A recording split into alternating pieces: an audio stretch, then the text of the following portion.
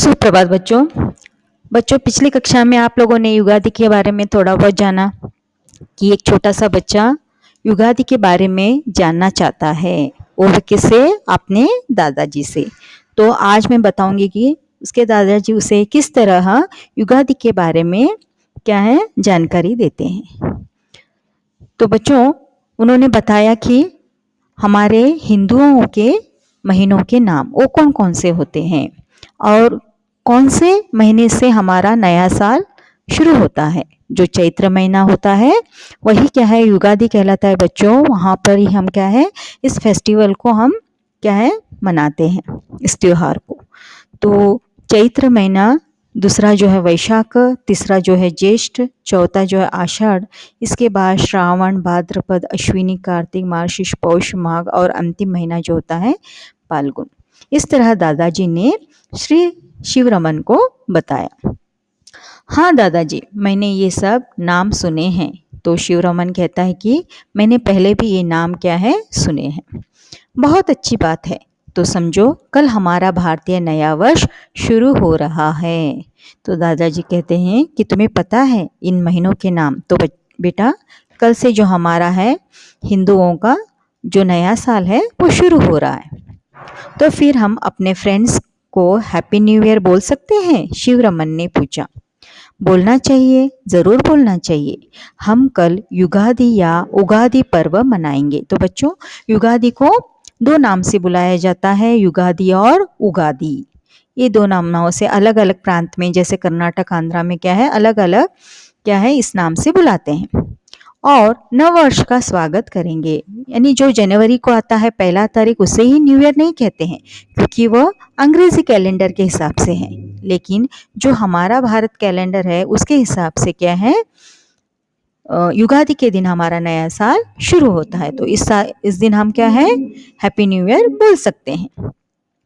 यह जो तुम्हारी दादी जी आम की पत्तियां से बंधनवार बना रही है, यह नए वर्ष के स्वागत के लिए है। तो जो तेरी दादी क्या है बंधनवार, यानी तेरे से जो पत्ते मंगवाए थे, तुमसे जो पत्ते मंगवाए थे वो किस लिए है? क्योंकि हम नया साल सेलिब्रेट कर रहे हैं, त्योहार मना रहे हैं, और वो बंधनवार बनाकर दरवाजे पर लगा रही है।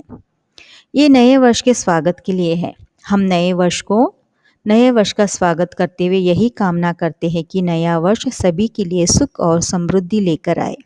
समृद्धि यानी क्या है बच्चों? खुशहाली है ना। जो बीता हुआ दिन है वो क्या है, जिसमें अच्छे दिन भी आए बुरे दिन भी आए, उसको भूल के हम जो नया साल आ रहा है वो हमारी खुशहाली के लिए आए, यही हम क्या है भगवान से प्रार्थना करते हैं। कल हम जो पचड़ी बनाएंगे, तो बच्चों आपको एक जो तस्वीर जो दिखाई दे रही है इसे पचड़ी कहते हैं। आंध्रा में से पचड़ी कहा जाता है, जिसे तुम प्रसादम भी कहते हो, यानी इसे प्रसाद भी कहा जाता है। उसे सुबह निराहार ही खाना, यानी सुबह जैसे उठते हैं नहा धोकर क्या करना है, कुछ भी नहीं खाना चाहिए। यही क्या है भगवान की पूजा करने के बाद इसको प्रसाद के रूप में ग्रहण करना चाहिए। इसे निराहार खाए जाए तो इसमें तुम्हें अच्छा स्वस्थ मिलेगा। प्रसादम को खाने से चमड़ी रोग भी क्या है दूर हो जाता है। तो बच्चों, ये जो प्रसादम है इसमें क्या क्या होता है, कच्चे आम जो कैरी होती है उसके टुकड़ों को डाला जाता है, नीम के जो पत्ते हैं उसका रस डाला जाता है। इस तरह क्या है ये पचड़ी बनती है, जिसे क्या है प्रसाद के रूप में क्या है ये साउथ के जो दक्षिण के लोग हैं इसको ग्रहण करते हैं। अगर हम निराहार यानी खाली पेट अगर इसको हम ग्रहण करते हैं, जो चमड़ी का रोग है वो नहीं होता। प्रसाद में मिली चीज़ें स्वादिष्ट ही नहीं स्वास्थ्य बढ़ाने वाले भी होती है, क्योंकि इसमें गुड़ भी होता है और क्या होता है खट्टापन भी होता है, मीठा खट्टा और क्या है कड़वा भी होता है। इन चीज़ों को मिला के क्या है पचड़ी बनाई जाती है। और सुनो, कल से तुम्हें आम भी खाने को मिलेगा। तो बच्चों, हमारे भारत में आम खाने की शुरुआत कब से करते हैं? युगादि के बाद। युगादि से हम क्या है कैरी खाते हैं, कई कई जगह पे क्या है पके हुए आम आते हैं और उस दिन से हम आम खाना शुरू करते हैं। वाह! शिवरमन यह सुनकर खुशी से उछल पड़ा। तो बच्चों देखो, इस तरह इसमें गुड़ दिखाई दे रहा है ना, नीम के पत्ते दिखाई दे रहे हैं, नारियल दिखाई दे रहा है, आम भी दिखाई दे रहा है, कच्चा आम। तो इन सबको मिला के क्या है प्रसाद बनता है।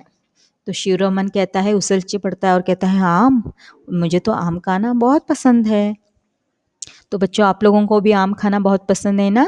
ये जो मौसमी फल होते हैं ये क्या है, इसी मंथ में क्या है ये फल आता है और हर साल हम इसी मौसम में क्या है इस आम को खाते हैं।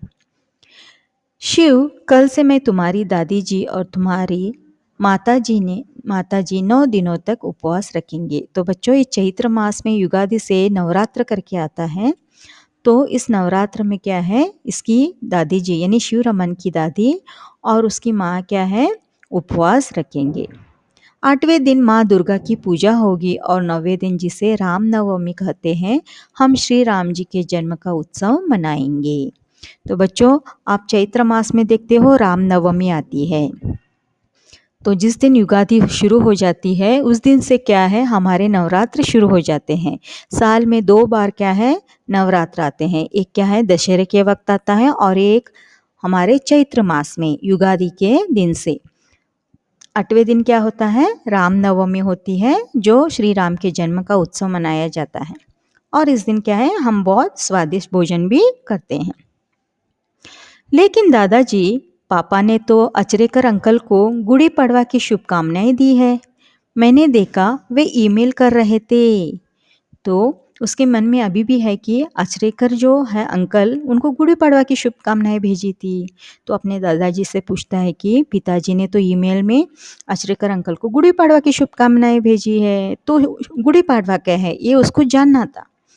दादाजी हंस दिए, फिर बताने लगे तुम्हारे पापा के मित्र अचरेकर जी नासिक में रहते हैं। तो दादाजी कहते हैं तुम्हारे पिताजी के जो मित्र हैं अचरेकर ये नासिक में रहते हैं। नासिक क्या है, कहाँ पे आता है बच्चों, नासिक जो है महाराष्ट्र में आता है। महाराष्ट्र में चैत्र प्रतिपदा को गुड़ी पड़वा कहा जाता है। तो यहाँ के महाराष्ट्रन जो लोग हैं वो क्या है इस दिन को क्या कहते हैं गुड़ी पड़वा कहते हैं। पड़वा तो प्रतिपदा यानी वर्ष का पहला दिन है। तो बच्चों यहाँ पे आपको पता चलेगा कि गुड़ी क्यों कहा जाता है पड़वा, यानी दोनों शब्द के अर्थ क्या है। पड़वा यानी प्रतिपदा यानी वर्ष का पहला दिन, इसको पड़वा कहते हैं बच्चों। गुड़ी यानी ध्वज झंडा जो अपने घर के सामने वे लगाते हैं। तो यहाँ पे चित्र में आप देखते हो एक कलश है, नीम के पत्ते हैं और एक झंडा दिखाई दे रहा है जो क्या है डंडे के सहारे अपने घर के सामने लगाया जाता है। महाराष्ट्र के लोगों की मान्यता है कि उसी दिन भगवान राम ने बाली को मारकर लोगों को अत्याचार से मुक्ति दिलाई थी। जो यहाँ महाराष्ट्र के जो लोग वासी हैं उनकी मान्यता के अनुसार क्या है उसी दिन युगादि के दिन ही क्या हुआ था, भगवान राम ने बाली को मारा था और उसके अत्याचार से क्या है सबको मुक्ति दिलाई थी। इसलिए क्या है इस दिन गुड़ी पड़वा मनाए जाते हैं। इसलिए उन्होंने भगवान राम की विजय का उत्सव मनाने के लिए घर घर में ध्वज फहराए थे। जब बाली को मारा गया था तब हर एक घर में क्या है सभी लोगों ने ध्वज फहराए थे। मराठी में ध्वज को गुड़ी कहते हैं। आज भी महाराष्ट्र के लोग इस दिन अपने घर के आंगन में गुड़ी खड़ी करते हैं। तो बच्चों आप लोगों ने अपने आसपास भी देखा होगा कई सारे ऐसे लोग हैं जो अपने घर के सामने क्या है युगादि के दिन गुड़ी को खड़े करते हैं, इसकी पूजा की जाती है। मराठी में ध्वज को क्या कहते हैं गुड़ी कहते हैं, ये आप लोगों ने जाना। आज भी क्या है महाराष्ट्र के हर आंगन में क्या है गुड़ी। हमारे कर्नाटक में भी क्या है बच्चों जो मराठी लोग यहाँ पे वास करते हैं वे अपने घर में परंपरा के अनुसार क्या है इस गुड़ी को स्थापना करते हैं और इसकी पूजा की जाती है। अच्छा तो क्या वहाँ भी प्रसादम बांटा जाता है? तो बच्चों यहाँ पे उसे भी क्या है वो तो पचड़ी खाते हैं प्रसाद के रूप में। तो ये महाराष्ट्र के लोग भी कुछ प्रसाद बनाते हैं। तो अपने दादाजी से पूछता है कि वहाँ पे भी प्रसादम बांटा जाता है। शिवरमन का प्रश्न तैयार था। महाराष्ट्र में प्रसादम तो नहीं परन क्या है पूरन पोली बनाई जाती है। तो बच्चों यहाँ पे आप चित्र देख रहे हो इसमें क्या है पूरन पोली है ना। ये हर एक घर में बनता है, ऐसे नहीं महाराष्ट्र में नहीं हमारे कर्नाटक में भी क्या है ये स्वादिष्ट भोजन बनाया जाता है, इसे पूरन पोली कहते हैं। यह एक तरह की रोटी होती है। इसमें गुड़, नमक, तिल, नीम का फूल, इमली और कच्चा आम मिलाया जाता है। इस रोटी का स्वाद खट्टा मीठा होता है। तो बच्चों, जो हम आम पूरन पोली खाते हैं उसमें क्या होता है, मीठी दाल होती है। लेकिन उस दिन स्पेशली क्या करते हैं महाराष्ट्र के लोग, गुड़, नमक, नीम के फूल, इमली और कच्चा आम मिलाया जाता है और दाल के साथ इसे मिक्स करके क्या है, एक जैसे आप पराठा खाते हो उसी के रूप में से बनाया जाता है। इसका स्वाद कैसा होता है, खट्टा और मीठा।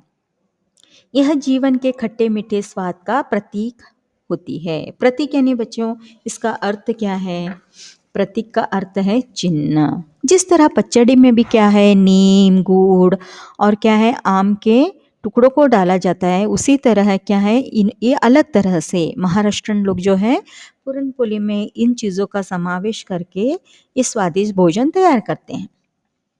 अच्छा, तो उगादि और गुड़ी पड़वा एक ही त्योहार के दो नाम हैं कि? तो शिव रमन कहता है कि उगादि और गुड़ी पड़वा जो है एक ही त्योहार के दो नाम हैं। वो अपने दादाजी से पूछता है। बिल्कुल ठीक, अब जवाब पापा ने दिया, इसलिए मैंने कोई गलती नहीं की। क्योंकि जब वो अपने दादाजी से पूछ रहा था तो पीछे से उसके पापा ने कहा, बिल्कुल ठीक है, इसलिए तो मैंने क्या है, गलती नहीं की। मेरे मित्र को क्या है, मैंने गुड़ी पड़वा की शुभकामनाएं भेजी, क्योंकि युगादि और गुड़ी पड़वा एक ही होता है। पापा की बात सुनकर शिव रमन शर्मा गया। फिर बोला, पापा, मैं यह बात प्रभाकरन को बताकर आता हूँ, वह मुझसे पूछ रहा था। तो शिव रमन को अपने मित्र प्रभाकरन की याद आई, क्योंकि उस नन्हे से बच्चे को भी पता नहीं था कि उगादि का उत्सव क्यों मनाया जाता है। तो अपने पापा से कहता है कि मैं प्रभाकरन को जाके सब कुछ बताऊंगा। जाओ, अपने सभी मित्रों को बताओ, सभी को कहो कि अपने भारतीय नववर्ष का स्वागत उत्सव के साथ करें। दादाजी बोले, जी दादाजी, कहता हुआ शिव रमन अपने सभी मित्रों को बताने के लिए चला गया। तो बच्चों, यहाँ पे आप देखते हो कि किस तरह वह अपने मित्र को बोलने के लिए जाता है कि जो जानकारी उसे अपने दादाजी से मिली वो अपने मित्रों में शेयर करना चाहता है, बांटना चाहता है। तो हमेशा बच्चों, अगर आपको भी किसी चीज़ की जानकारी मिलती है तो उसे अपने तक की सीमित मत रखो, उसे अपने मित्रों के साथ शेयर करो, बांटो, ताकि उनको भी पता चले उसका महत्व क्या होता है। तो हमें इस पाठ से एक मिलता है बच्चों सीख कि सभी त्योहार हमारे जीवन को क्या है, खुशहाली लाते हैं, हमें मिलजुल कर रहने का संदेश देते हैं। त्योहार हमारे क्या है, आनंद उत्सव के रूप में मनाना चाहिए, है ना। हर साल क्या है, पूरे साल हम कुछ अच्छे दिन भी आते हैं, बुरे दिन आते हैं, लेकिन अच्छे दिन लाने के लिए हम क्या करते हैं, हर महीने 2 महीने में एक उत्सव मनाया जाता है, सब मिलके इकट्ठे मिलते हैं, अच्छा भोजन ग्रहण करते हैं, हंसी खुशी के साथ हम रहते हैं और भगवान की प्रार्थना करते हैं। इस तरह क्या है, हमारे खुशियों को हम व्यक्त करते हैं। तो ये इस यहाँ तक आप लोगों ने जाना बच्चों। अगली कक्षा में हम नया पाठ लेके आएंगे। आज के लिए इतना ही। धन्यवाद।